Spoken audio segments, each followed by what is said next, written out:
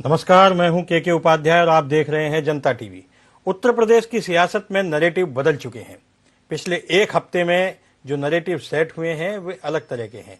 एक हफ्ते पहले जिन मुद्दों की बात की जा रही थी उसमें कृषि कानून प्रमुख थे, परंतु शुक्रवार की सुबह 9 बजे प्रधानमंत्री नरेंद्र मोदी ने राष्ट्र को संबोधित करते हुए तीनों कृषि कानून बिल वापस लेने का ऐलान कर दिया और यह भी कहा कि आने वाले संसदीय सत्र में यानी 28 नवंबर से जो शीतकालीन सत्र शुरू हो रहा है उसमें इन कानूनों को वापस लेने की प्रक्रिया शुरू की जाएगी।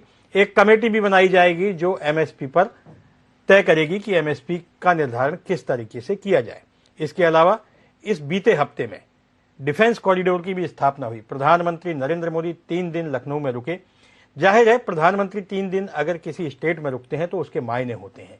उत्तर प्रदेश चुनाव कितना महत्वपूर्ण है इसको भी इससे समझा जा सकता है, लेकिन उत्तर प्रदेश के साथ ही प्रधानमंत्री नरेंद्र मोदी ने पंजाब में कांग्रेस से यह मुद्दा छीन लिया है। वहीं इस मुद्दे पर जो सियासत कर रहे थे जो राजनीतिक दल, उस मुद्दे को भी छीनने की कोशिश की गई है। लेकिन क्या यह मुद्दा वास्तव में उतना अब रहा है, उतना गर्म नहीं रहा है? इन सारे मुद्दों पर बातचीत करने के लिए हमारे साथ हैं भारतीय जनता पार्टी के प्रवक्ता प्रशांत कुमार उमराव, समाजवादी पार्टी के प्रवक्ता कपिल श्रीवास्तव, प्रियंका गुप्ता कांग्रेस से और किसान नेता के रूप में धीरज लुधियान हमारे साथ हैं। आज हम बातचीत की शुरुआत धीरज लुधियान जी से करते हैं। धीरज जी, ये जो कृषि कानून बिल वापस हुए हैं उनको आप किस रूप में देखते हैं और क्या इस कानून को वापस लेने के बाद, इन तीनों कानून को वापस लेने के बाद किसानों का आंदोलन और किसान जो धरने पर बैठे हैं क्या वो समाप्त नहीं हो जाना चाहिए? धीरज जी। नहीं, आंदोलन तो पिछले जनवरी में, पिछले दिसंबर में समाप्त हो जाना चाहिए था। आंदोलन समाप्त करना, चलाना ये सरकार का मामला है, किसानों का नहीं है। सरकार ही आंदोलन को 1 साल लेके खींच के जनवरी दिसंबर में खत्म कर सकते थे। अब भी खत्म कर सके सरकार, पूर्ण रूप तक खत्म नहीं जो मुद्दे थे। अब सरकार के हाथ में है कि किसान का आंदोलन खत्म हो चले, एमएसपी पे कानून बने। कई और बातें भी हैं, यहाँ बिजली की बात भी है। बिजली के रेट बहुत ज्यादा ही, उत्तर प्रदेश की बात अगर हम करें, गन्ने का मामला है, और भी मामले हैं। सारी चीजों पर बैठ के बातचीत होंगी, उसके बाद ही वो फाइनल होगा कि क्या मामला है, कब यहाँ से चलना है। अभी चलने की बात नहीं हुई वहां से, अभी तो प्रधानमंत्री की घोषणा है। लेकिन धीरज जी, किसान जिन मुद्दों को लेकर आंदोलन पर बैठे थे उसमें प्रमुख मुद्दा था कि तीनों कृषि कानून बिल जब तक वापस नहीं होंगे तब तक यह आंदोलन समाप्त नहीं होगा। अब जबकि तीनों कृषि कानून बिल वापस लेने की घोषणा कर दी गई है, उसके बावजूद भी आंदोलन पर बैठे रहना, क्या ये क्रेडिट लेने का चक्कर है? देखो, क्रेडिट लेने का चक्कर से क्या होगा? किसान नेता जितने 35 आंदोलित हैं संयुक्त किसान मोर्चा के, उसमें से कोई उम्मीदवार है? विधानसभा में हो, पार्लियामेंट में हो, कोई उम्मीदवार नहीं है, तो क्रेडिट का क्या मतलब हुआ? ऐसा नहीं है। किसान तंग है, किसान नेता भी अपना काम छोड़ रखा। जो किसान नेता है वे फ्री नहीं है, कोई बिजनेस नहीं चल रहे उनके, सब किसान है, उनकी खेती छूट रही, उनका बहुत बड़ा नुकसान हो रहा। ऐसी बात नहीं है। एमएसपी पे कानून बने, ये आप इसे बात को भी तो कहो। आप तीनों बिल वापस हो, एमएसपी पे कानून बने, फसलों की गारंटी हो, आप ये करवाओ। अब ये इनका शुरू हो रहा है शीतकालीन त्योहार से, जो संसद में अब 28 तारीख से है, जो तो 28 पे क्या करें? इसे लिखित में वापस करें, संवैधानिक तरीके से इसे वापस करें। एमएसपी पे कानून बना हुआ है, कमेटी बनाने के लिए कह रहे कि कमेटी बनाई जाएगी, एमएसपी पे चर्चा करेगी वो कमेटी। तो उसके बाद धीरज जी, ये तो आपने उन मुद्दों को आगे बढ़ाने की बात कर ली। मेरा सीधा सा सवाल है, जब प्रधानमंत्री ने यह घोषणा कर दी कि ये कानून वापस लेंगे और इसमें भी लंबी प्रक्रिया नहीं है, 28 तारीख यानी कुछ ही दिनों के बाद शीतकालीन सत्र शुरू हो रहा है, उसमें इसकी प्रक्रिया शुरू हो जाएगी, जाहिर है वो वापस हो जाएंगे। तो क्या किसानों को प्रधानमंत्री नरेंद्र मोदी पर भरोसा नहीं है? प्रधानमंत्री ने राष्ट्र को संबोधित करते हुए ये घोषणा की थी, किसी रैली में, आम सभा में या किसी भारतीय जनता पार्टी की मीटिंग में ये घोषणा नहीं की थी। तो क्या प्रधानमंत्री पे किसानों को यानी किसान नेताओं को जरा भी भरोसा नहीं है? धीरज जी, बहुत बड़ा पर्चा है घोषणाओं का तो मोदी जी का। 7 साल हो गए, 2 बार घोषणाएं करी मोदी जी ने, बहुत बड़ा पर्चा है हमारे पास। ये घोषणाएं मोदी जी की हैं, उसमें से अगर वे उसे पूरी कर पाते थे, को इतना और भी बैठे शायद प्रवक्ता हैं, लंबी बात आप पूरे के पूरे एजेंडे पे करोगे क्या? मुद्दा था मोदी जी का 7 साल पहले और 2 साल पहले। सभी हम तो चाहेंगे सभी वक्ता बात करेंगे, प्रवक्ता जो बैठे सभी पार्टियों से, वे उन मुद्दों पे कितना प्रधानमंत्री जी ने अमल करा और कितना दूर करा, वहां जाकर हमें शक पैदा हुआ प्रधानमंत्री जी पर। वैसे प्रधानमंत्री है, प्रधानमंत्री पद का देखो सम्मान है बहुत, और मोदी जी की घोषणाओं का वो नहीं है, अभी विश्वास नहीं हो रहा हमें बिल्कुल भी। ठीक, एमएसपी पर कानून बढ़ागा, लिखा पढ़ी मैं ये 3 संसद में जब जाकर मैं यकीन होगा। हम तो पढ़े वहां से, हम बेर बेर क्यों चलत तो कढ़ा चढ़ रहा, अब तो भट्टी चल रही, अब तो झूपड़ी बन रही, इतनी जल्दबाजी क्यों हो रही है ना जब 1 साल हो लिया। प्रधान जी, अगर प्रधानमंत्री जी को यह घोषणा करनी ही थी तो 1 साल तक किसानों को धरने पर क्यों बैठाए रखा? कल बड़ा लगभग 1 साल हो गया का त्योहार था और प्रधानमंत्री जी ने संवेदनशीलता दिखाते हुए अपने जो उनका बयान था, कल उन्होंने बोला था कि हमने पहले जो निर्णय लिया था किसानों के लिए किया था, अब जो हम निर्णय ले रहे हैं देश के लिए ले गए। तो कहीं पर भी प्रधानमंत्री जी ने यह नहीं बोला कि किसान बिल गलत थे, लेकिन उन्होंने बोला कि हमारी तपस्या में कुछ कमी रह गई, हम जो बातें किसानों को समझाना चाहते थे शायद हम नहीं समझा पा रहे हैं, उसके लिए उन्होंने और सकारात्मक कदम उठाने का निर्देश दिया है। और प्रधानमंत्री जी ने अपने उसमें संबोधन में बोला कि चाहे जीरो बजट खेती या प्राकृतिक खेती को बढ़ावा देने के लिए देश की बदलती आवश्यकताओं को ध्यान में रखते हुए क्रॉप पैटर्न खेती को वैज्ञानिक तरीके से बदलने के लिए, एमएसपी को और अधिक प्रभावी पारदर्शी बनाने के लिए, पर भविष्य को ध्यान में रखते हुए निर्णय लेने के लिए एक कमेटी गठित की जा रही है। इस समिति और किसी अर्थशास्त्री होंगे। तो ये कमेटी है जो बाकी जो विषय हैं, जो किसान भाइयों के जो विषय हैं, उसमें निर्धारण करेगी और उस पर आगे बढ़ा जाएगा। लेकिन किसी को प्रधानमंत्री और भारतीय जनता पार्टी की बातों पर भरोसा नहीं है।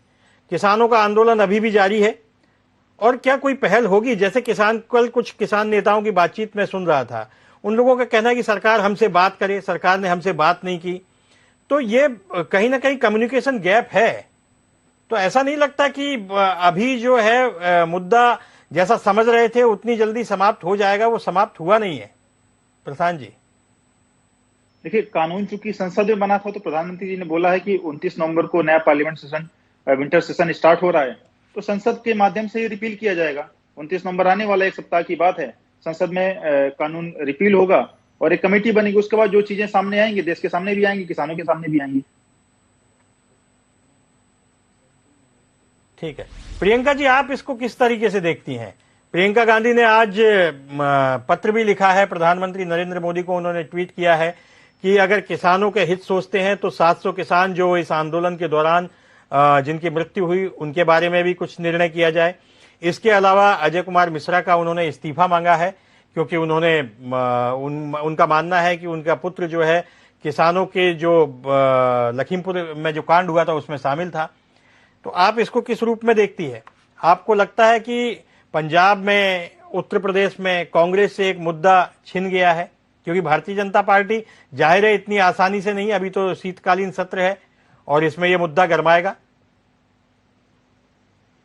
ठीक है, सबसे पहले तो मैं ये कहना चाहूंगी कि जिस तरह से ये निर्णय लिया गया है उससे साफ जाहिर होता है कि उत्तर प्रदेश में जो आगामी चुनाव है उसको मद्देनजर रखते हुए सत्ता की लालसा के विवश होकर ये निर्णय लिया गया है। क्योंकि आप देखिए कि किस तरह से पहले तो इनके नेता मंत्रियों की जो बदजुबानी है उसको आप देखिए कि किस तरह से जो है ये मनोहर लाल खट्टर जी बोलते रहे कि हजार लठैतों की जो है टोलियां बनाई है ताकि इन किसानों से लड़ा जा सके। और दूसरे क्या था, उत्तर प्रदेश के मुख्यमंत्री ये कहते चले आ रहे थे कि ये किसान हमारे साथ हैं, ये जो भी है धरना प्रदर्शन कर रहे हैं या अनशन पे बैठे हैं, ये किसान है ही नहीं। तो किसी भी एंगल से ये मानने को नहीं तैयार थे कि ये किसान है। कृषि मंत्री खुद कहते रहे कि भीड़ लाने से कोई भी जो है अमेंडमेंट चेंज नहीं हो जाएगा इसमें। तो आप ये बताइए कि ये क्या था? आज आप उनको किसान मानने को तैयार है तो कहीं ना कहीं आपकी व्यवस्था साफ दिख रही है, आपकी सत्ता के प्रति लालसा साफ दिख रही है और ये साफ दिख रहा है। इससे पहले भी अगर आप पेट्रोल डीजल की बढ़े हुए दामों की बात करें तो किस तरह से उसको अलग अलग तरीके से समझाया गया था कि भाई मौसम विभाग के कारण हो गया, मौसम के कारण बढ़ रहे हैं, कभी अंतरराष्ट्रीय कारणों के कारण बढ़ रहे हैं। और जैसे ही उपचुनाव हुए उसके बाद ये समझ में आ गया कि नहीं, ये रेट अगर बढ़ते रहे इसी तरीके से और तो जनता हमें वोट नहीं देगी। तो हकीकत ये है कि आज जो डर है, जो व्यवस्था है, वो सिर्फ इस कारण है कि आगामी जो चुनाव है, पहले उत्तर प्रदेश में भी देखिए और उसके साथ में कई अन्य राज्यों में भी चुनाव है, तो इन सभी को मद्देनजर रखते हुए निर्णय लिया गया क्योंकि किसान इन्हें अपने क्षेत्र में नहीं आने देने को रेडी है। और जिस तरह से लखीमपुर की जो घटना हुई वो वाकई में दिल दहला देने वाली घटना है, पर उसको लेकर अभी भी चाहे वो प्रधानमंत्री जी हो, चाहे जो है अन्य इनके सारे मंत्री हो, चाहे उत्तर प्रदेश की सरकार हो, आप देखिए कि किस तरह से उनको खुला छोड़ रखा हुआ, उनको मंचों पर बिठाया जा रहा है, उनका सम्मान किया जा रहा है। परंतु आप ये बताइए कि उनका जो उनके ऊपर जो एक तरह से देखा जाए जो उनके बेटे के ऊपर आरोप है, जो उन्होंने जो है जो वीडियोस वायरल हुई है, वो सब देखकर ऐसा नहीं महसूस होता कि आप गलत कर रहे हैं। आप किसानों के प्रति, उनके प्रति जो हुआ अत्याचार और जो डेथ हुई, जो मर्डर हुए वहां पर, उसको लेकर आप पूरी तरह से बिल्कुल बेखबर हैं।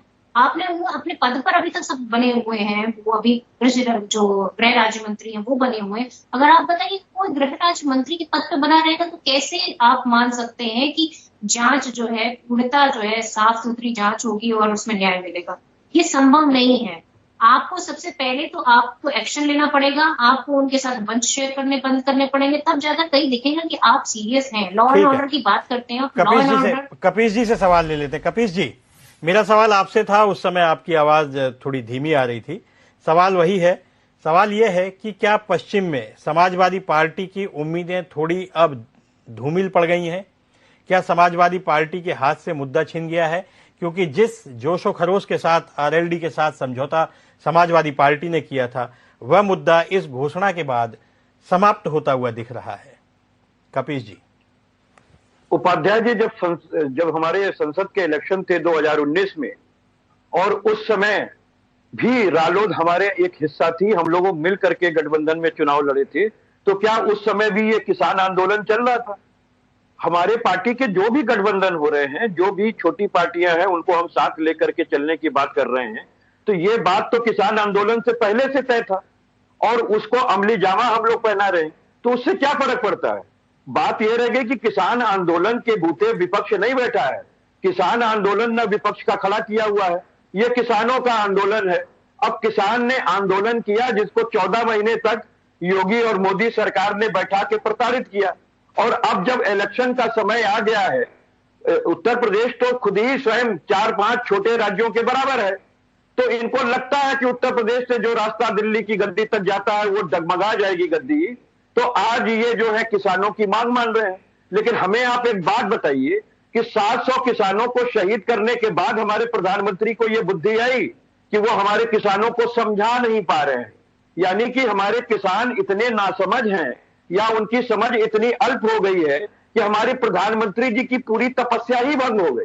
अब चक्कर इस बात का है कि आप किस तरीके की राजनीति करना चाह रहे हैं। आपने 700 जो हमारे किसानों के परिवार हैं उनको शहीद किया, उनके बच्चों को यतीम बना दिया, उनकी विधवाएं घर में बैठी हुई हैं, और आप जो है आपको लग रहा है कि आप सिर्फ समझा नहीं पाए।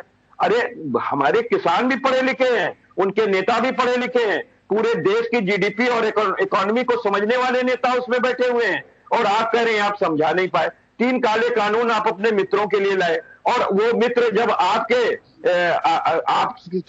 राजी नहीं हुए तो आपने ऐसा कोई पैनल भी नहीं बताया। आप बार बार कृषि मंत्री बात करते थे, फिर उठ करके अंदर जाते थे। आपने वीडियो कॉन्फ्रेंसिंग भी लाइव नहीं कराई, तो सब पता है कि किसानों के आप कितने हिमायती थे और कितना समझा रहे थे। क्योंकि हम नहीं समझते हैं कि कील लगा करके और पानी की बौछार मार करके, जाड़ा गर्मी बरसात किसानों को सड़क पर बैठा करके, उनकी शवों के साथ खेल खेल करके, उनके शौचालय का पानी काट करके, उनको जो है आपूर्ति की लाइन काट करके, उन पे डंडे बरसा करके, उन पे 10,000 से ज्यादा मुकदमे लगा करके आप समझा रहे थे। अगर तो माफ कीजिएगा, इसे समझाना नहीं कहते हैं, और आपको अब देशवासी समझाएंगे, अब आपको उत्तर प्रदेश वासी समझाएंगे, और आपको उन 5 राज्यों के निवासी 2022 में प्रधान जी से आपकी बात का जवाब ले लेते हैं। प्रधान जी, कपीश जी की बात का जवाब दीजिए। कपीश जी ने साफ साफ कहा है कि उस समय कहां थे जब किसानों के ऊपर लाठियां बरस रही थी, पानी की बौछार हो रही थी, उस समय किसानों की हमदर्दी कहां थी? और अगर आप साल भर तक नहीं समझा पाए तो अचानक चुनाव के टाइम पर भारतीय जनता पार्टी कैसे उसके समझ में आ गया कि ये तीनों कृषि कानून बिल वापस लेने चाहिए? प्रधान देखिए, जी, भारतीय जनता पार्टी चुनाव को देख करके या लाभ हानि को देख करके कोई कार्य नहीं करती है। जहां तक चुनाव का प्रश्न है तो कृषि कानून संसद में पारित होने के बाद भी कई राज्यों में चुनाव हुए और आगे चुनाव तो देश में हर 6 महीने में होते रहते हैं। तो चुनाव के देख करके पार्टी काम नहीं कर सकती है। उसके बाद भी हम चुनाव जीते भी हैं, 1-2 राज्यों में चुनाव हारे भी हैं, आगे भी चुनाव होंगे, उसके बाद भी हर साल चुनाव होते रहेंगे। और कहीं पर कोई इस तरह के किसानों पर कहीं कोई अत्याचार जैसी कोई घटना नहीं हुई है। इवन जब 26 जनवरी पर भी किसानों के भीड़ में कुछ उपद्रवी तत्व थे, वहां पर भी पुलिस ने और सरकार ने बहुत संयम का काम किया, जहां पर हिंसा और उपद्रव फैलाया गया था। और कहीं पर भी प्रधानमंत्री जी ने यह नहीं कहा कि किसान कानून या किसान बिल खराब है। प्रधानमंत्री जी ने कहा कि हमने समझाने का प्रयास किया और आप सबने देखा कि 13 दौर की बातचीत हुई और मुद्दों पर सहमत भी बनी, कई सारे मुद्दों पर सहमत नहीं बनी। तो कोई जब विषय आता है उस पर डिस्कशन होता है और हम तो आगे भी डिस्कशन के लिए तैयार। सरकार ने पहले भी बोला है कमेटी बनाने की बात, जैसे मैंने बताया प्रधानमंत्री जी ने अपने संबोधन में बोली है, तो कमेटी बनेगी, आगे जो चीजें उसमें होंगी डिसाइड होंगी। और प्रधानमंत्री जी ने लगातार किसानों के लिए काम किया है। ठीक है प्रधान जी, आपके पास दोबारा आते हैं। धीरज जी, प्रधानमंत्री ने कल अपने संबोधन में ये कहा था कि 80% किसानों के पास 2 हेक्टेयर या 2.5 हेक्टेयर जमीन है, उनको इससे प्रॉब्लम नहीं थी। उनकी समृद्धि के लिए, उनके विकास के लिए, उनके भले के लिए बहुत सारे काम किए। किसान सम्मान निधि उनके खाते में जाती है हर 3 महीने बाद, साल में 6,000 रुपए किसान सम्मान निधि उनके खाते में जाती है। तो ये जो काम है, क्या इनको आपको नहीं लगता कि ये किसानों के हित के काम थे? नहीं, किसान की फसलों के वाजिब दाम, उसका मेहनत का परिणाम क्या हो रहा है किसान की? डीजल किसान प्रयोग कर रहा है, बिजली किसान प्रयोग कर रहा है, खाद प्रयोग कर रहा है, बीज प्रयोग कर रहा है, ये सब चीज प्रयोग कर रहा है किसान, उनका क्या हाल हो रहा है? अब 2,000 रुपए निधि में डाल दिया, हाल तो उनमें भी मारामारी हो रही। हमारे पास तो रोज बहुत शिकायतें हमें कि 2,000 रुपए प्रधानमंत्री वाले मेरे तो आई नहीं। आप सर्वे करवाओ गांव में, ये मान लो आप 1-2% के में 2,000 रुपए आ रहे। नुकसान देखो आप कितना हो रहा है। नुकसान डीजल का, अब तो सभी मशीनरी हो गई किसानों पे, हल का भी कम प्रयोग हो रहा है, जो बैल से खेती की जा कम हो रहा।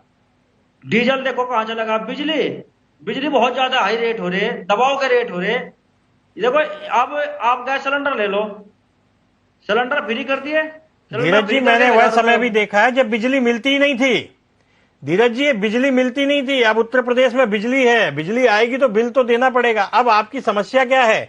बिजली चाहिए या बिल नहीं देना चाहते? नहीं सुनो, बिजली थी ही नहीं। 2017 से पहले किसानों को बिजली नहीं मिलती थी। 4 साल में कौन सा इतना बड़ा प्रोजेक्ट वो तैयार कर दिया हमने फैक्ट्री बिजली बनाने की? भाई ये तो चले आ रही बात, 20-30 साल तक चल रहे मामले, तो सब होता रहे। सड़कें हैं, ये सड़कों की तो कांग्रेस, उससे पहले कोई दूसरी सरकार थी, उससे पहले फिर कांग्रेस थी, ये तो चलता रहे मामला। इसमें कोई श्रेय लेने की वो नहीं है। हम भाजपा को इस बात का श्रेय नहीं देते, न किसी पार्टी विशेष को हम श्रेय देते। तो चलते चलक रहे हैं। तो विकास कार्य हम तो देश में करेंगे नहीं, और कौन करेगा भाई? ये विकास कार्य जो प्रधानमंत्री है, देश का राजा है, देश की सरकार है, प्रदेश की सरकार नहीं करेगी तो कौन करेगा? हमें 2,000 रुपए नहीं चाहिए, हमें चाहिए किसानों के फसलों के वाजिब दाम, किसान के यंत्र, किसान का बीज, खाद जो इसमें प्रयोग हो रहा है, बिजली, उसके रेट डाउन करें, जब जाकर किसान की बात बढ़ेगी। और ये मुद्दे हैं उस पर वहां। धीरज जी, आप 2,000 रुपए न लेने की बात कह रहे हैं, लेकिन उन किसानों से पूछिए जो साहूकारों से हजार रुपए ब्याज पर, सूद पर पैसा लेकर आते हैं। उनसे स्थिति पूछिए। जिनके पास में 1 हेक्टेयर 2 हेक्टेयर जमीन है, उनसे पूछिए 2,000 रुपए का महत्व क्या है। हो सकता है आपको जरूरत ना हो, लेकिन बुंदेलखंड में जाइए, किस तरह से किसान गरीबी में और किस तरह से उसकी फसलें नष्ट होती हैं, तब उसको वो 2,000 रुपए काम में आते हैं। मिले तो नहीं मैं, वे भी दिलवा दो आप, जब भी कुछ भला हो जाए वे भी तो नहीं मिल रहे। मैं तो पहले ही कहा कि 1-2% किसानों के में पैसे आए। मैं तो बात आलू के किसान की भी कर रहा, टमाटर के किसान की भी कर रहा, गोभी के किसान की कर रहा, मैं तो सब किसानों की बात कर रहा। एमएसपी पे कानून बढ़ागा तो उनकी गारंटी तो होगी, जो इस भाव में बिकेगा, ये सारा हमारा, ये फसल हमारी बिकेगी। आप उस पर कानून बढ़ागा, ये तो आंदोलन का वो है, डिमांड नोट में है। वहां डीजल भी डिमांड नोट में है, आपकी मशीनरी, खाद पर दाम घटाना। आपकी तो मांग ये थी ना कि तीनों कृषि कानून बिल वापस हो। एमएसपी का तो बाद में हुआ है। सबसे पहली मांग तो ये थी कि तीनों कृषि कानून बिल वापस होने चाहिए, इससे कम पे समझौता नहीं। जब ये वापस हो गए तो अब आंदोलन क्यों, मतलब एक हफ्ते के लिए बैठने से क्या फायदा? इसका मतलब है आप उसको राजनीतिक टूल देना चाहते हैं? हम क्या इलेक्शन लड़ेंगे? राजनीतिक टूल हमें क्या लाभ इसका मतलब है कि ये लड़ेंगे आंदोलन किसी और के हाथ में है? हमारी भाई बहन बैठे, इनसे पूछो ये लड़ेंगे इलेक्शन तो। बीजेपी के प्रवक्ता बैठे, इनसे पूछो एमएसपी पर थाने का मामला, एजेंडे में एमएसपी पर कानून बने, ये तो था बिलों के साथ में। और इलेक्शन के ये लड़ेंगे सब, हम नहीं लड़ते इलेक्शन। हम तो जो बात है, जो भारी लड़ाई चल रही, उस लड़ाई के बारे में बोल रहे हैं हम तो। एमएसपी पे भी बात चलेगी, बिजली का रेट घटाने पे बात चलेगी, गन्ना और अन्य फसलों की भी बात चलेगी, फसलों की गारंटी पे बात चलेगी, सब पर बात चलेगी। ऐसा थोड़ा हो जाएगा वे मर रहे, शहीद हो गए हमारे 600-700, उनके लिए धीरज जी, कल आम किसानों के रिएक्शन आ रहे थे, कल आम किसानों के रिएक्शन आ रहे थे। उनका कहना था राकेश टिकैत जाने और किसान यूनियन जाने, हम तो प्रधानमंत्री के निर्णय से खुश हैं, हमें उन पर भरोसा है, उन्होंने कृषि कानून वापस ले लिए, ये किसानों की जीत है। अब राकेश टिकैत आंदोलन करते हैं तो उससे हमारा कोई सरोकार नहीं है, वो अपनी राजनीति करें। ऐसा तमाम टीवी चैनलों पर आम लोगों से हम लोगों ने भी बात की, अन्य टीवी चैनलों पर भी बात हुई, तो ऐसा आम किसानों का कहना था। लेकिन भारतीय किसान यूनियन को या श्री राकेश टिकैत जी को कहां आपत्ति है? क्या राजनीतिक दलों के जरिए वो लोग चल रहे हैं? क्या इस आंदोलन को राजनीतिक दलों के जरिए चलाना चाहते हैं? इसके पीछे कौन है धीरज जी? ये सुन तो हमें 11 महीने 12 महीने हो लिए इन बातों को सुन तो हमें। विपक्ष चला रहा है, राष्ट्रीय लोकदल चला रहा है, कांग्रेस चला रही है, समाजवादी पार्टी। अरे समाजवादी पार्टी है, कांग्रेस है या अन्य पार्टियां हैं, ये भी तो किसानों के प्रतिनिधि हैं, ये भी तो किसानों का प्रतिनिधित्व कर रहे। क्यों नहीं बोल लेंगे किसानों के बाबत?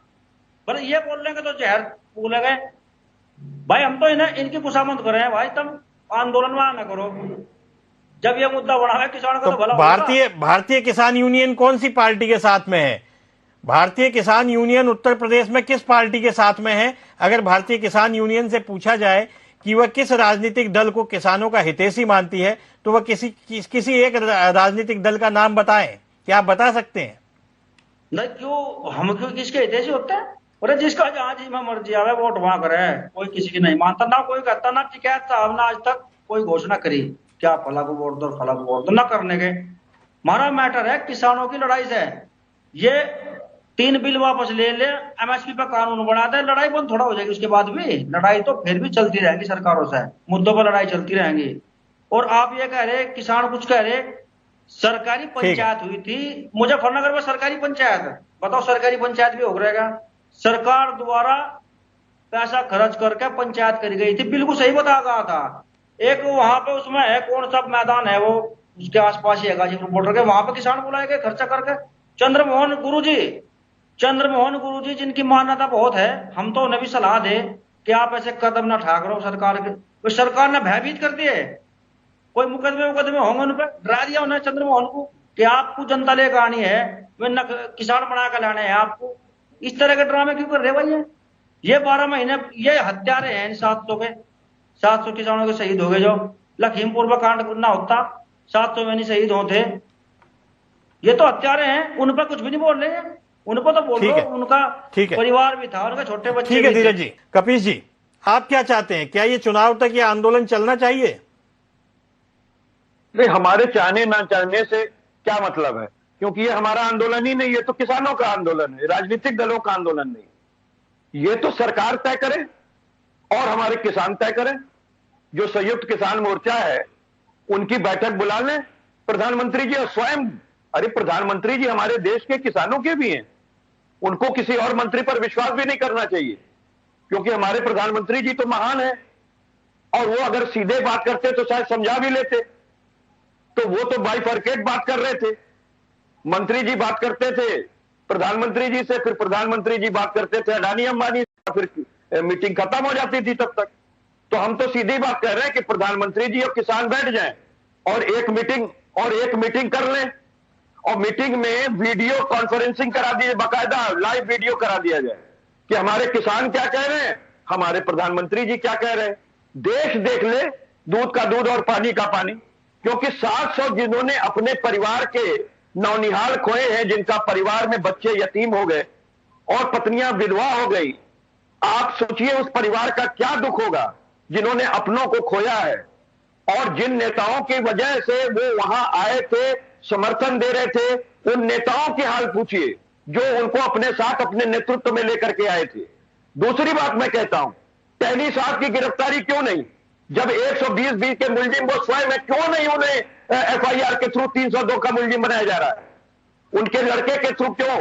25 सितंबर को तो उन्होंने ही उकसाया था, और उकसाए की कार्रवाई करने वाला 120(b) से षड्यंत्रकारी है। और वो अगर रहेंगे तो आप निष्पक्ष अन्वेषण कैसे कराएंगे पुलिस से या किसी भी अन्य संस्था से जो कि उनके अंडर में काम करती हो? और प्रधानमंत्री जी के साथ वो शेयर कर रहे हैं, गृह मंत्री जी के साथ वो शेयर कर रहे हैं मंच। किसकी औकात और हिम्मत है? तो पहले तो ये अपना दिल साफ करके बताए भारतीय जनता पार्टी कि उनकी गिरफ्तारी कब सुनिश्चित कीजिएगा और उनको कब बर्खास्त कीजिएगा, क्योंकि वो इस्तीफा देने वाले नहीं है। और महिमा मंडित करते उन्होंने खुद ही बता दिया था कि मैं विधायक और सांसद बनने से पहले अपराधी था, उनके ऊपर तमाम आपराधिक केस चल रहे हैं। तो उपाध्याय जी, ये चीजें हैं, ये अहंकार है, और अहंकार ने 700 परिवार उजाड़ दिए। और दूसरी चीज, अविवेकशील सरकार है। इन्होंने सोचना चाहिए था कि जो किसान खेती करता, देश के लिए उपजाता, आपने हजारों करोड़ रुपए का नुकसान उनका कराया, और सेना लगा करके, पुलिस लगा करके, किले बिछवा करके, खोदवा करके रोड, आपने देश का लाखों करोड़ रुपया नुकसान कर दिया। आपने उन परिवारों का भी नुकसान किया जिनका जो रोड को जाम होने की वजह से कई किलोमीटर घूम करके जा रहे थे। ठीक है प्रशांत जी, सारे सवाल ये है, क्या इस निर्णय के बाद ऐसा नहीं लगता कि प्रधानमंत्री नरेंद्र मोदी जिन्हें यह जाना जाता था कि वे अपने निर्णय कभी वापस नहीं लेते, इस निर्णय के बाद से उनके ऊपर और तमाम सारे कानून हैं जिनको लेकर के विवाद चल रहा है, चाहे वो CAA हो, चाहे वो और अन्य कानून जो आने वाले हैं, समान नागरिक संहिता के कानून हो, उसके लिए दबाव बढ़ेगा वापस लेने के लिए। तो क्या इससे जो एक मजबूत प्रधानमंत्री की छवि थी, इससे इसको धक्का नहीं पहुंचा है? ये प्रियंका जी, कांग्रेस विजय यात्रा निकाल रही है।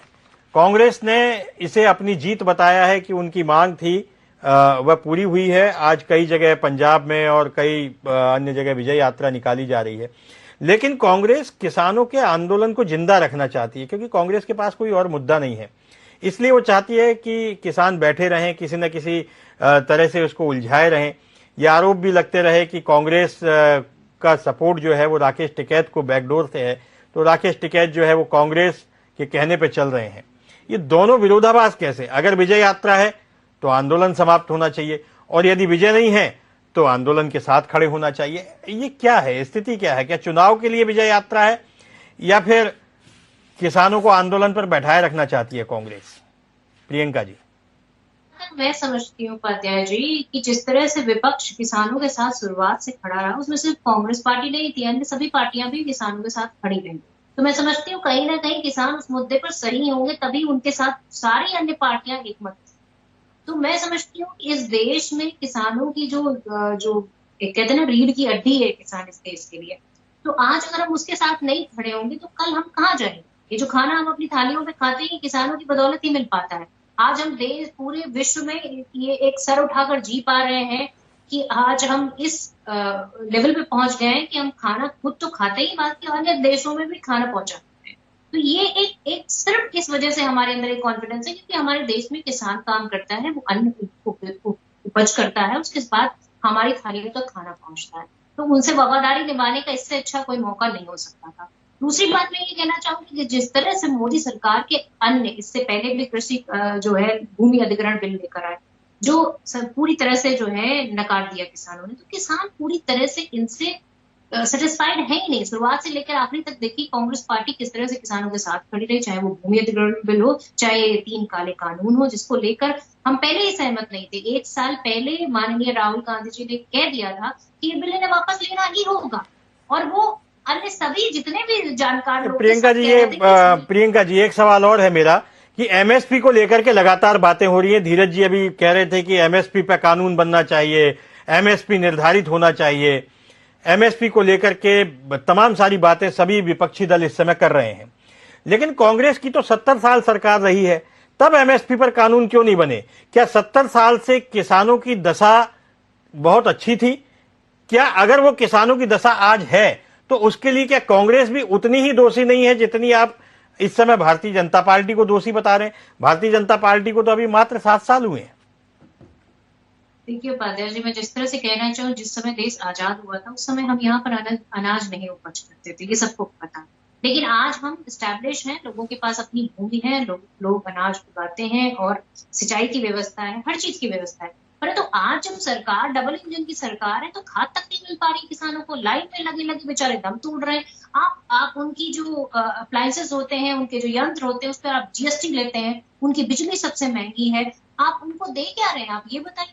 आप तो उनकी जमीन भी हड़प लेना चाहते हैं, अपने मित्रों को दे देना चाहते हैं, तो कहां से किसान कितना? राजस्थान में कांग्रेस की सरकार है और देश में सबसे महंगी बिजली राजस्थान में है।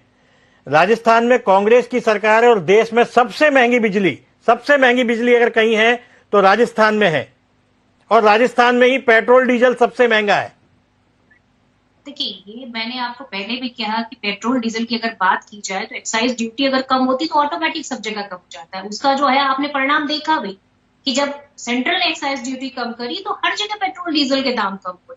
क्योंकि ये मुद्दा सिर्फ स्टेट लेवल तक नहीं है, क्योंकि स्टेट के पास आज है ही क्या? स्टेट के पास यही तो बचा हुआ है। आपने मेरी बात का जवाब नहीं दिया।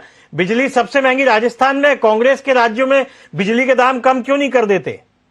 कांग्रेस के राज्यों में बिजली के दाम कम क्यों नहीं कर देते? आपकी जहां सरकार है वहां तो आप कर सकते हैं, स्वतंत्र है। देखिए, मैं सिर्फ इतना कहना चाह रही हूँ कि यहाँ तो डबल इंजन की सरकार है। जब यहाँ नहीं कम हो रहा है तो आप ये कैसे एक्सपेक्ट कर लेंगे कि जहां सिर्फ कांग्रेस की स्टेट में सरकार है वहां सब कुछ कम हो जाना इसका मतलब है आपको उम्मीदें सिर्फ भाजपा से है। धीरज जी, क्या ये एमएसपी का मुद्दा अचानक उठ के आया है? पिछले 70 साल में किसानों को एमएसपी दिखाई नहीं दी।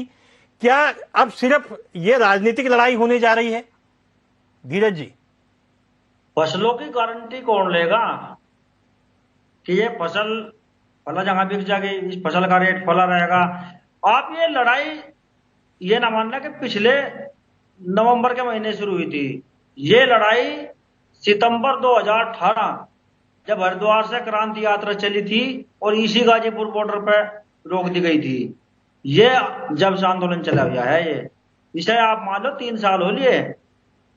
और रही एमएसपी की बात, देखो फसलों की गारंटी कौन लेगा हमारी? अब सब फसल सड़ जा, चाहे वो चावल हो, चावल का खरीदने वाला नहीं मिल रहा है यहाँ से, चावलों में पूरा काम हुआ यहाँ से, पीछा अनाज में वही काम हुआ, और टमाटर आलू सब में किसान को भी पता ही नहीं कि तेरी फसलों का भाव क्या है और कहाँ बेचा जाएगा। उसकी गारंटी है वो, उसकी गारंटी ले सरकार। एमएसपी की तो लड़ाई है, ये तो एजेंडे में है। आप एजेंडे के तो जो अभी एमएसपी निर्धारित किया जाता है, अभी जो एमएसपी निर्धारित होता है उससे आप संतुष्ट नहीं है? नहीं, कहाँ कर दिया, किसने कर दिया? अभी तो कुछ नहीं हुआ भाई, अभी कुछ नहीं हुआ। जब वार्ता क्यों कर? एमएसपी के मूल्य तो हर साल तय होते हैं ना। आप एक बात बताओ, वार्ता प्रधानमंत्री जी क्यों करवा थे? कृषि मंत्री को भेज के या अन्य मंत्री को उठा के वहां किसानों के बीच में वे वार्ता, हल तो उस वार्ता से तो निकलेगा। उस वार्ता करवाते वहां पे, या खुद अपना उस जो अपने प्रतिनिधि मंडल है इनका उसमें बैठे, उस मीटिंग में बैठे, सारी बातों पर चर्चा जब भी तो होगी। एक बंदा बयान कर दिया कि हम तीनों कानून वापस ले रहे हैं, चलो ठीक है, प्रधानमंत्री का भाषण है, प्रधानमंत्री का अपना संबोधन है, मानने के कर दिया उन्होंने, वापस कर लेंगे वे, उसे फाइनल करें, एमएसपी वाले को फाइनल करें, बिजली पर बतावें, और जो महंगाई बढ़ रही किसानों को उसको बतावें, सब चीजों को बतावें, जब भी तो कुछ होगा। और जब भी वार्ता हुई, आप एक बात देख लो, जब भी कृषि मंत्री के साथ में या अन्य मंत्रियों के साथ में वार्ता हुई, पूरे के पूरे संयुक्त किसान मोर्चा के जो शीर्ष नेतृत्व था उनकी सबकी जो वार्ता हुई, उसमें हर मुद्दों पर बातचीत हुई। इस टाइम पे अब भी हर मुद्दों पर बातचीत होगी, किसान संतुष्ट होगा, किसान का अगर फायदा होगा धरना समाप्त होगा, वरना धरना समाप्त नहीं होगा, बिल्कुल नहीं होगा। प्रधानमंत्री जी वार्ता मतलब किसान ये चाहते हैं कि मतलब आपका आंदोलन जो कर रहे हैं वो लोग ये चाहते हैं कि उनसे बात करें, इस तरह से राष्ट्र को संबोधित करते हुए कृषि कानून वापस न लिए जाएं, उनको बुलाते, बातचीत करते, माहौल बनता और उनको पूरा श्रेय मिलता। आप ये चाहते हैं? नहीं नहीं नहीं नहीं, ऐसा नहीं है। आप ये नहीं है बिल्कुल भी। श्रेय लेकर हम क्या करेंगे? मैं पहले भी बोल चुका, श्रेय लेकर हमें क्या करना है? करनी तो फिर भी खेती है, तो किसान नेता भी आया खेती करेंगे। पर चुनाव वाली बात होती है तो चुनाव ऑटोमेटिक आ गया कि उत्तर प्रदेश में चुनाव है। ये चुनाव का मामला जो है, ये दांव पैच तो ये करेंगे पार्टी वाले, क्या करना है इनसे वार्ता करो, आप जैसे भी करो। हम श्रेय लेकर क्या करेंगे? भाई कहीं पे बात करेंगे वहां जब वो बोल दो एमएसपी पे कानून बन गया, ऐसे ऐसे अपना पूरा एजेंडा वहां से सुना, तो ना बैठाओ हमें एक पूरा का पूरा पर्चा बनावे, एमएसपी पे कानून बना दिया, भला ऐसे ऐसे हो गया, बिजली पे ये हो गया, तीनों बिलों पे ये हो गया, वो वहां से सुना था। असी कुछ नहीं संतुष्ट उठ आ जाएगा बनता ना करो वार्ता। वार्ता की तो मैंने एक बात बताई कि वार्ता में ठीक है, सही निष्कर्ष निकल ठीक रहा है। है। ठीक है कपिश जी, एक मुद्दा और, पिछले एक हफ्ते में आपने देखा होगा कि यहाँ पे डिफेंस कॉरिडोर को लेकर के शिलान्यास हुए हैं, उद्घाटन हुए हैं, ब्रह्मोस की घोषणा की गई है कि ब्रह्मोस अब यहाँ बुंदेलखंड में बनेगी, और डिफेंस कॉरिडोर का कल प्रधानमंत्री नरेंद्र मोदी जी ने यहाँ उद्घाटन किया वीरांगना लक्ष्मीबाई की जयंती पर। तो ये किसानों के अलावा क्या ये जवानों के लिए जो काम किए जा रहे हैं या देश की रक्षा के लिए जो काम किए जा रहे हैं, और खास तौर पे उसमें उत्तर प्रदेश को चुना जा रहा है, तो आपको नहीं लगता कि उत्तर प्रदेश आगे बढ़ रहा है, इससे रोजगार के अवसर बढ़ेंगे और उत्तर प्रदेश की प्रगति में चार चांद लगेंगे? कपिश जी। उपाध्याय जी, अगर देश हित में कोई कार्य होगा तो उसको सभी कहेंगे कि हाँ बिल्कुल होना चाहिए और शुभकामनाएं भी दे देंगे। लेकिन 8 साल से मोदी सरकार चल रही है, 4.5 साल से योगी सरकार चल रही है, जब उत्तर प्रदेश में चुनाव आए हैं तो आप शिलान्यास कर रहे हैं। उपाध्याय जी कौन विश्वास करे? और दूसरी चीज मैं पूछता हूं, आप ब्रह्मोस बनाए, आप परमाणु बम बनाए, हाइड्रोजन बम बनाए, आप जितना चाहें अच्छी चीजें बनाएं, हम लोग तो वेलकम करेंगे। लेकिन हमें यह बताइए 100% की एफडीआई फिर आपने सुरक्षा क्षेत्र में करके अपनी सुरक्षा के साथ खिलवाड़ क्यों किया?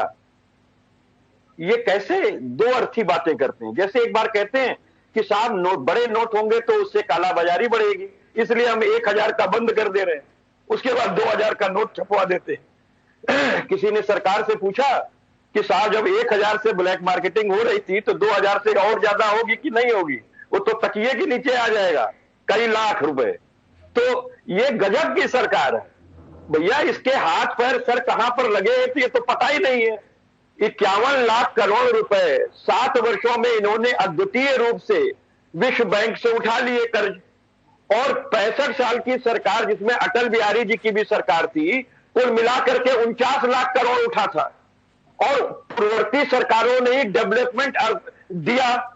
सुषमा स्वराज जी ने भी संयुक्त राष्ट्र संघ के अंदर यही बात कही, जब पाकिस्तान को बताया कि आप टेररिस्ट राष्ट्र हो, आपके यहां तो आतंकवाद की फैक्ट्री चलती है, तो उन्होंने जितने भी संस्थान गिनाए थे, चाहे हिंदुस्तान एरोनॉटिक्स लिमिटेड हो, चाहे डीआरडीए हो, चाहे हमारा जो है इसरो हो, चाहे हमारे एम्स हो, आईआईटीज हो, एमएनआर्स हो, यानी जितने भी उत्थान हमारे सरकारों ने पूर्ववर्ती किए, जिनको अटल बिहारी जी ने कहा था कि पूर्ववर्ती सरकारों के काम को हम घोल के पी नहीं सकते हैं, अगर हम ये करते हैं तो हम तमाम सरकारों के पुरुषार्थ पर पानी फेरते हैं, ये अटल जी ने कहा था। लेकिन मोदी जी मानने के लिए तैयार नहीं। 2014 के बाद देखिए इस तरीके से। प्रशांत जी आपसे संपर्क कट गया था, एक सवाल आपसे ले लेते हैं। क्या बिल वापस लेकर भारतीय जनता पार्टी ने अपने आप को कमजोर साबित नहीं किया है? प्रधानमंत्री नरेंद्र मोदी अपनी मजबूत छवि के लिए जाने जाते हैं और अपनी जिद के लिए भी जाने जाते हैं, लेकिन पहली बार ऐसा लग रहा है कि प्रधानमंत्री को झुकना पड़ा है, चाहे वो चुनाव की वजह से हो, चाहे वो दबाव हो किसानों का, जो भी हो। क्या इससे ऐसा नहीं लगता कि सरकार की छवि पर थोड़ा असर पड़ा है? प्रशांत जी। नहीं, देखिए प्रधानमंत्री जी अपने देश के नागरिकों के लिए, किसानों के लिए, गरीबों के लिए बेहद संवेदनशील व्यक्ति हैं, और यहाँ पर किसी से कोई लड़ाई इस तरह की ऐसी कोई बात नहीं है कि अगर प्रधानमंत्री जी ने बोला कि हम जब बिल लाए थे किसानों के लिए लाए हैं और इसको हम वापस ले रहे हैं तो देश के लिए ले रहे हैं, इसका मतलब निश्चित तौर पर उनके मन में कुछ निहितार्थ होंगे या कोई राष्ट्रीय सुरक्षा का विषय होगा। और दूसरी तौर पर जितना प्रधानमंत्री जी ने, सरकार ने किसानों के लिए, गरीबों के लिए किया है, चाहे 40 लाख लोगों को आवास देने का मामला हो, उत्तर प्रदेश में 30,000 ग्राम पंचायतों में नल से पानी दिया जा रहा है। क्या पहले पिछली किसी सरकार ने सोचा या किसी नागरिक ने सोचा था कि उनके घर में टैप वाटर से वाटर सप्लाई होगा? अभी बुंदेलखंड में प्रधानमंत्री जी ने अर्जुन सागर परियोजना का उद्घाटन किया है, जिसके माध्यम से 4.5 लाख किसानों को, लोगों को, वहां को, बुंदेलखंड के लोगों को पानी की उपलब्धता होगी। ये बुंदेलखंड में पानी की बड़ी समस्या थी, तो इसका लाभ होगा। 240 किलोमीटर की नहर बनाई गई है। बुंदेलखंड एक्सप्रेस पे 75% काम कंप्लीट हो गया है और 1400 करोड़ का पैकेज अलग दिया था। उपाध्याय जी अगर और जो जिस अर्जुन सागर परियोजना की बात आप कर रहे हैं उसमें समाजवादी पार्टी के भी एक एक करके बोलेंगे तो आपकी आवाज सुनाई देगी। प्रशांत जी को अपनी बात पूरी कर लेने दीजिए। कपीश जी, प्रशांत जी को अपनी बात पूरी कर लेने दीजिए, आपको जवाब देने का अवसर मिलेगा, अभी समय है हमारे पास जी। उसके अलावा हाँ प्रशांत जी, आप जारी रखिए। पंजाब में और सिख भाइयों के लिए प्रधानमंत्री जी द्वारा अभूतपूर्व काम किए गए। पहले हरमिंदर साहब गुरुद्वारे को फॉरेन कंट्रीब्यूशन से पैसा नहीं आ पाता था, प्रधानमंत्री जी ने उसमें प्रक्रिया चालू करके FCRA उसका रजिस्ट्रेशन कराया। अब गुरविंदर साहब में बाहर से भी पैसा आ सकता है। सिख भाइयों की बहुत लंबे समय से डिमांड थी। इसके अलावा पहले लंगर में टैक्स लगता था, लंगर में टैक्स को समाप्त किया गया है। तीसरा काम, डेरा नानक साहब और करतारपुर साहब का पहले दर्शन करना बड़ा मुश्किल होता था सिख भाइयों के लिए। प्रधानमंत्री जी ने 120 करोड़ की लागत से कॉरिडोर का निर्माण कराया है और आज सिख भाई अपने जो पवित्र स्थान है वहां पर उनके दर्शन के लिए। प्रधान जी, किसानों की बात कर रहे हैं, मेरा सवाल किसानों को लेकर के था। आप किसानों के मुद्दे पे जवाब दें। ये बहस किसानों को लेकर के है और जवानों को लेकर के, तो आप इस पे जवाब दें। करतार सिंह कॉरिडोर और पंजाब की बात हम बाद में कर लेंगे, हम उत्तर प्रदेश की बात करने के लिए बैठे हैं और उत्तर प्रदेश के मुद्दों पर ही हम बात कर रहे हैं। प्रशांत जी, किसानों के मुद्दे पर मेरा सवाल था, बहुत सीधा, दोबारा सुन लीजिए। किसानों को लेकर के मेरा कहना था कि क्या प्रधानमंत्री नरेंद्र मोदी इस मुद्दे के बाद थोड़े कमजोर साबित नहीं होते दिखाई दे रहे? यहाँ पर कोई कमजोर लड़ाई वाली कोई बात नहीं, कोई युद्ध जैसी स्थिति तो है नहीं। किसान भी हमारे भाई, मैं भी किसान परिवार से हूँ और मैंने बताया कि इस तरीके से प्रधानमंत्री जी काम कर रहे हैं और उन्होंने संवेदनशीलता दिखाई है। यहाँ पर कोई ऐसे टकराव वाली कोई बात ही नहीं। प्रधानमंत्री जी ने बोला कि जो भी मांगे हैं, जो भी विषय हैं, उसके लिए कमेटी बनेगी। कमेटी में सभी राज्यों के प्रतिनिधि होंगे, कृषि वैज्ञानिक होंगे, किसान होंगे और जो राज्यों के प्रतिनिधि होंगे, सरकार के लोग होंगे और जो मिल बैठ के जो चीजें डिसाइड होंगी उस पर निर्णय होगा। या टकराव जैसी कोई स्थिति नहीं है। जो किसान भाइयों की मांगे थी उनको मांगों को पूरी तरीके से मान लिया गया है। उन्होंने बोला कानून को वापस लेना चाहिए, प्रधानमंत्री जी उनको मान लिया है। देश के अंदर सुरक्षा दे पा रहे हैं ना, ये बाहर सुरक्षा दे पा रहे हैं। ये इन्होंने केवल कर्ज पर सरकारें चलाई है, GDP माइनस में जा रहा है, बेरोजगारी दर जो है 4.27% से बढ़ा करके इन्होंने 23% कर दिया। अब आप सोचिए कि ये कहां पर जा रहे हैं। किस तरीके से मान लें कि ये बड़ी मजबूत पार्टी की सरकार चल रही है, बड़े मजबूत प्रधानमंत्री हैं, किस तरीके से मान लें। जब आपने RBI एक्ट की धारा 7 और 8 में परिवर्तन करके 5 बार में आपने 3 लाख करोड़ रुपए RBI के निकाल लिए, जिसने और उसी पैसे ने अमेरिका तक को बताया कि तुम्हारे अगर मंदी का दौर था तो हमारे अपने जो कड़े नियम थे, जो 70% हमने बैंकों की चीजें रिजर्व रखी थी, उसके वजह से हमारे बैंक बैंकरप्ट नहीं हुए। आप बताइए किस तरीके का खेल खेल रहे हैं भारत के साथ। आपने RBI का पैसा लूटने का काम किया और ऐसी सरकार है ना, इनके पास वित्त मंत्री अर्थशास्त्र को जानने वाला है और ना RBI का गवर्नर इनका इतिहासकार है। आप किस तरीके की, कहां की ईट कहां का रोड़ा, भानुमति ने चुम्बा जोड़ा। हाँ प्रशांत जी, आपको किसान की बात हो रही है। संपत्तियों को बेच करके ही तो आप देश चला रहे हैं। आप RBI से 3 लाख करोड़ रुपए निकाल लिए, आपने 15 लाख करोड़ रुपया जो है उत्तर प्रदेश तक बहस को सीमित रखें। कपीश जी, उत्तर प्रदेश में चुनाव है, उत्तर प्रदेश तक बहस को सीमित रखते हैं हम और किसानों तक सीमित रखते हैं। हमारे मित्र भटक प्रशांत जी बताइए, इनको रोकिए। ये एक अहंकारी व्यक्ति के गलत निर्णयों के साथ खड़े हो रहे हैं। प्रभावित महंगाई से ये भी हो रहा है, इनका परिवार भी बेरोजगारी से प्रभावित हो रहा है। धीरज जी, आपसे मेरा सवाल है। राकेश टिकैत अभी तमाम राज्यों में, अलग अलग राज्यों में घूम घूम कर यह प्रचार कर रहे हैं, भारतीय जनता पार्टी के खिलाफ वोट देने का प्रचार कर रहे हैं। तो क्या अब उत्तर प्रदेश के चुनाव सिर पर हैं? उत्तर प्रदेश में भारतीय जनता पार्टी के खिलाफ राकेश टिकैत प्रचार करेंगे? बात कहे थे कि भाई जनता वोट तो देने रही बीजेपी को, पर जीतेंगे बीजेपी वाले ही, तो कोई तो मंत्र है इन पर। ये जो टक्कर मारेंगे सब इनका कब्जा। अब जो भी पार्टियां हैं, ये हैं सब जो इन्होंने मुद्दों से भटका रखा ना, किसानों को या किसी और को, सभी को, चाहे व्यापारी हो, चाहे कोई भी हो, मजदूर हो, महंगाई वाले मामले को लेकर इनका टक्कर मारेंगे। जैसे हम ये मार रहे थे समाजवादी वाले बैठे मेरे भाई साहब, इनके सिंह फंसाओगे इनकी शायद। देखो बात क्या है, अब बात है रही माया, वो एक कहावत नहीं, बाबा टिकैत थे जब हमारे चौधरी महेंद्र सिंह टिकैत कहा करते थे एक बात कि माया त्यागना सहज और सहज त्यागना त्रियम हो और मान बढ़ाई ईर्ष्या त्यागना दुर्लभ हो। अब मान बढ़ाई का चक्कर है रहा केवल भारतीय जनता पार्टी को।